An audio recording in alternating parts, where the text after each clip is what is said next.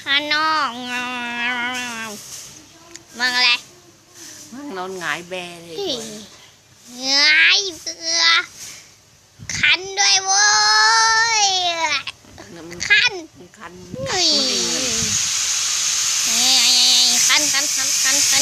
ป้าโอ้ช่วยเกาหน่อยดิคันอ่ะคันคันเสียงอะไรวะหามันเสียงไปหลังบ้านตะเกียงโอเคง่ายเดี๋ยวกัดแม่งเลยถือโทรศัพท์มาอยู่ได้เดี๋ยวกัดจะแล้วกัดแม่งเลยข้าวไปหลังบ้านโดนในขามเทศอะไรเงี้ยคันเฮ้ยเลี้ยงมัน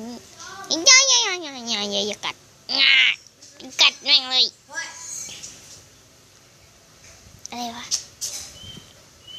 ไอโอนี่หว่ามาถือไม้มาด้วยไม่เล่นดีกว่าไอโอ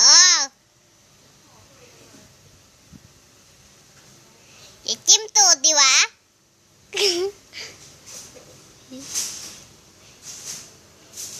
เหม็นตูดตัวเองว่ะยี่เกียจช่วยหนูด้วยมันเอาตูดหนูมาให้หนูดมไปดีกว่าน่ากลัวไปแล้วขึ้นเห็นเขาเข้าไปแล้วเฮ้ยทำไมหูมันปิดอย่างเงี้ยนี่ยหูมันปิดไปเลยง่ายกัดแม่กูไอ้กัดเท้าฉัน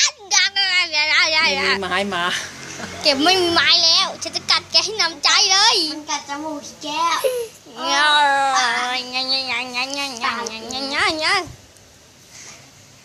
ใส่เลยวะง่ายจะดึงกางเกงไว้ให้หลุดเลยโอ้มั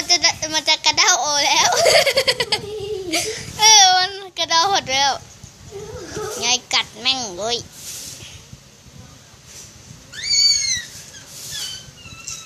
ไอโอจะกระเด้าแกอยู่แล้วดมต่อแป๊บไงไม่สนุกฉันก็กัดมือแกไงอย่า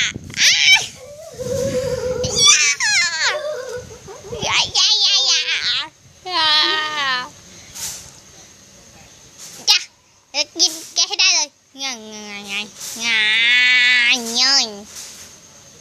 ถีบหน้าเลยเฮ้ยไอ้บ้าโอ้จะกัดแกไงโอ้ย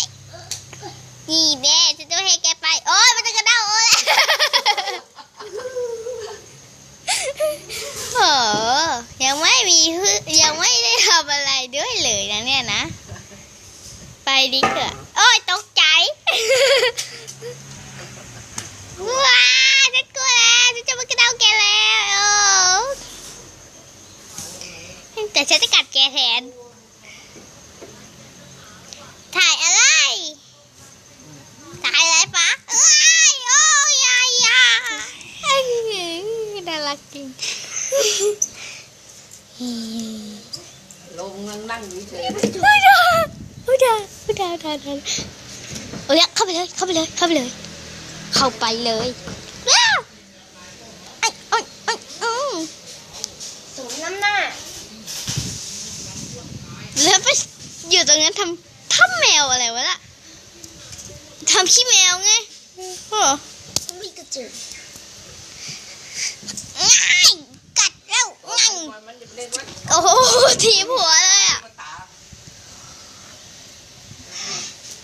ง่ายจะกล้าแก